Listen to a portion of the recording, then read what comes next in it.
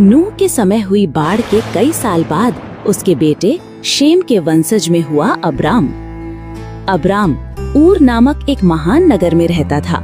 वो आरामदायक जीवन जीता था, धनवान था और लोगों में सम्मानित था, क्योंकि वो परमेश्वर की बातों पर चलता था।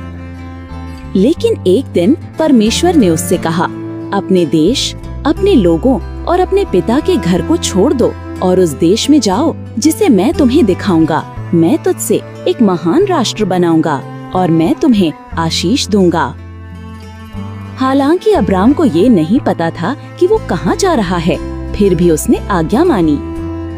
अपनी पत्नी सारै और भतीजे लूत के साथ उसने सब कुछ पीछे छोड़ दिया और एक अज्ञात देश की ओर लंबी यात्रा शुरू की, जो आगे चलकर कनान और आज का इजराइल बना।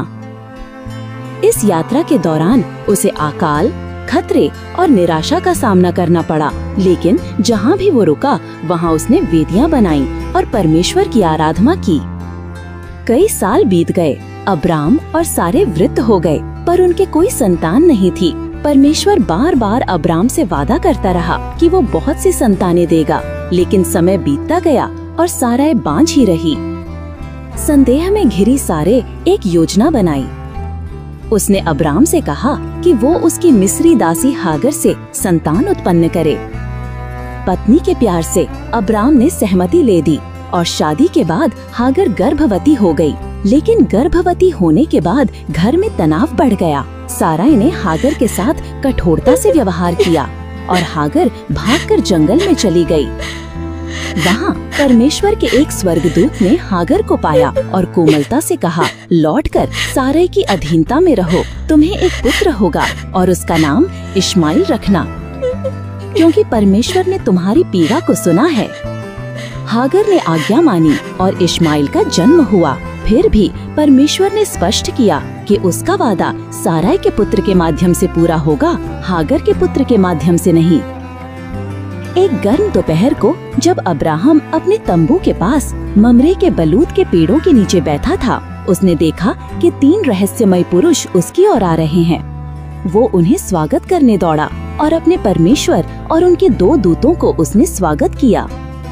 जब वे छाँव में भोजन कर रहे थे, तब यहोवा ने अब्राम से कहा, अगले वर्ष इसी समय तुम्हारी पत्नी सारा के यहाँ एक पुत्र होगा। तंबू के अंदर से सुनकर सारा हंसी, ये सोचकर कि उसकी वृद्धावस्था में ये कैसे संभव है। लेकिन यहोवा ने कहा, क्या मेरे लिए कोई भी बात कठिन है? और जैसा वादा किया गया, 1 वर्ष बाद इसहाक का जन्म हुआ, जिसका अर्थ है हंसी। हालांकि अब्राहम को अपने दोनों पुत्रों से प्रेम था, परंतु परमेश्वर ने स्पष्ट किया कि इसहाक ही वादे की संतान है, हागर के पुत्र के माध्यम से नहीं। अंततः परमेश्वर के निर्देश पर अब्राहम ने हागर और इश्माइल को विदा कर दिया, लेकिन परमेश्वर ने उन्हें नहीं भुलाया। उसने वादा किया कि इश्माइल से भी एक महान राष्ट्र बनेगा और जंगल में उनकी रक्षा की। अब्राहम ने और भी कई वर्षों तक जीवन जिया। हालांकि उसने परमेश्वर का पूरा वादा अपनी आँखों से नहीं देखा, लेकिन उसने विश्वास में मृत्यु पाई, उस परमेश्वर पर भरोसा करते हुए जिसने उसे ऊर से कनान तक ले आया था। इस कहानी से हमें ये सीख मिलती है कि विश्वास का मतलब कभी कभी अनजान राहों पर चलना होता है। परमेश्वर के वादे तुरंत पूरे नहीं होते, लेकिन वे सच्चे होते हैं।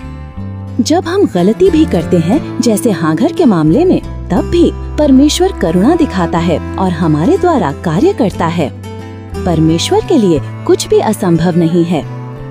अब्राहम की कहानी हमें सिखाती है कि हमें विश्वास, आज्ञाकारिता और भरोसे के साथ चलना चाहिए, चाहे रास्ता जितना भी कठिन हो या वादा देर से पूरा हो, हमें विश्वास में रहना है।